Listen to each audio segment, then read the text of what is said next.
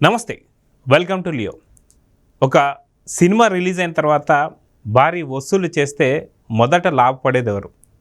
ప్రొడ్యూసరా, డైరెక్టరా, హీరోనా, టెక్నీషియన్సా? అయితే దీనిపైన అయితే ఒక పెద్ద చర్చ నడుస్తుంది.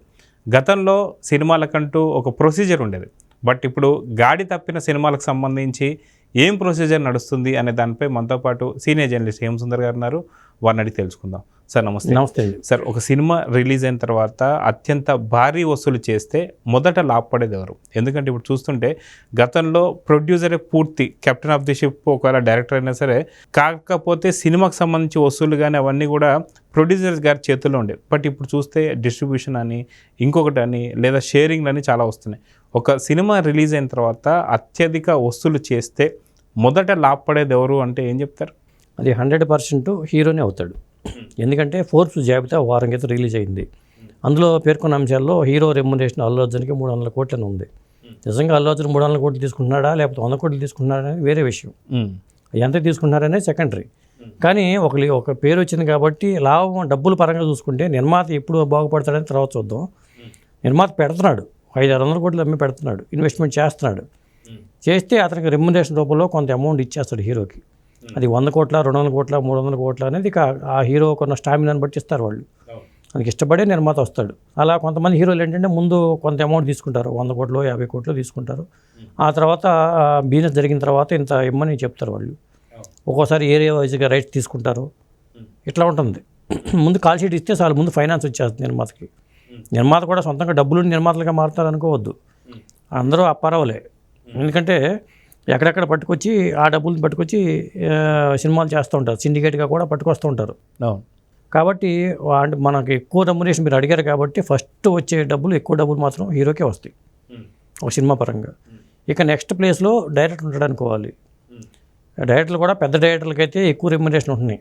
దాదాపు హీరోకి ఇంచుమించుగా తీసుకునే డైరెక్టర్లు ఉన్నారు, కొంత హీరోకి తీసుకునే రెమ్యునరేషన్లో సగానికి తీసుకునే డైరెక్టర్లు కూడా ఉన్నారు. ఆ తర్వాత ప్లేస్లో హీరోయిన్ కూడా వస్తుంది. క్రేజ్ ఉన్న హీరోయిన్కి అయితే అమౌంట్ ఆవిడకి కూడా గిట్టుబాటు అవుద్ది.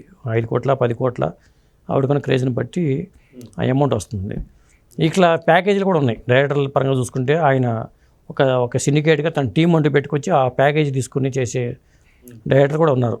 తన టీం అంటూ ఉంటారు కాబట్టి దానికి ఇంత ప్యాకేజ్ ఇమ్మని మాట్లాడుకుంటారు, ఆ ప్యాకేజీతో ఇస్తారు.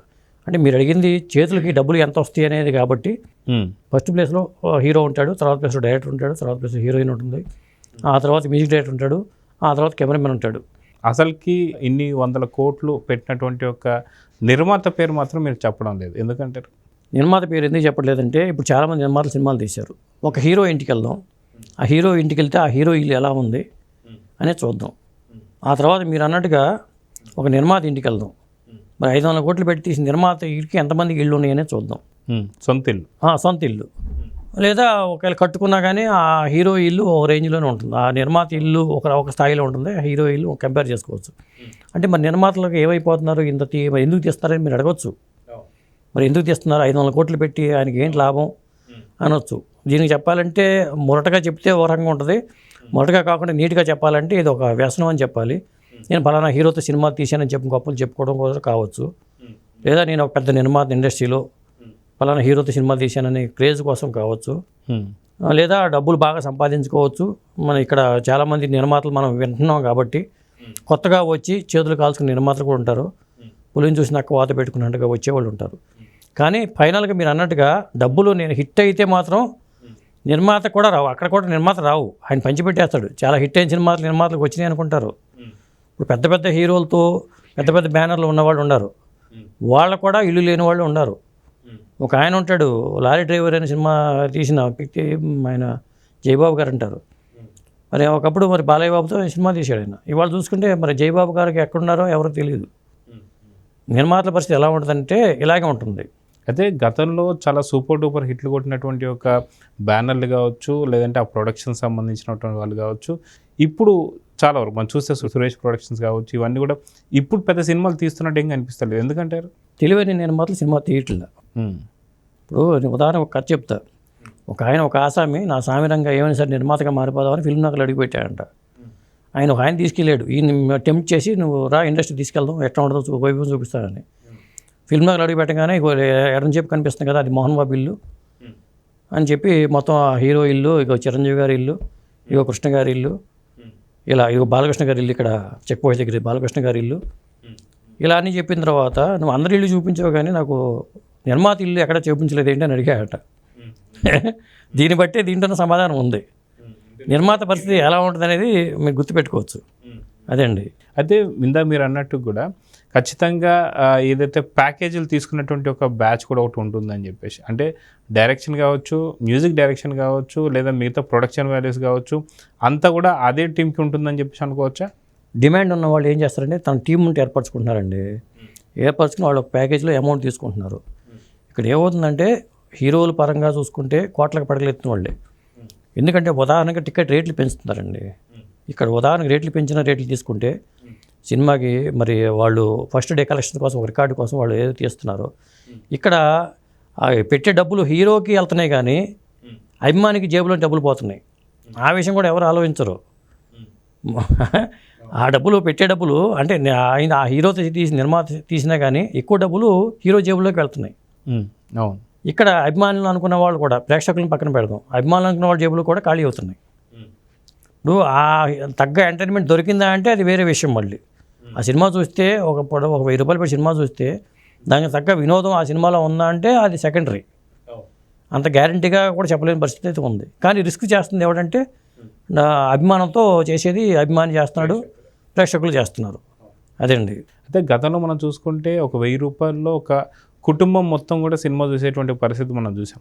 కానీ ఇప్పుడు ఒక్క 1000 రూపాయలతో ఒకే ఒక మనిషి సినిమా చూడాలి, అది కాక ఇంకా ఎటువంటి ఏమంటారు ఇంటర్వెల్లో తినేటువంటి ఒక స్నాక్స్ కూడా పక్కన పెడితే ఓన్లీ టికెట్టే 1000 రూపాయలు లేదా 1200 ఈ రేంజ్ టికెట్ ఉంటే ఏంటి పరిస్థితి, భవిష్యత్తు ఎలా ఉండబోతుందంటే ఏం చెప్తారు? అదే భవిష్యత్తు అగమని గోచరంగా ఉందండి.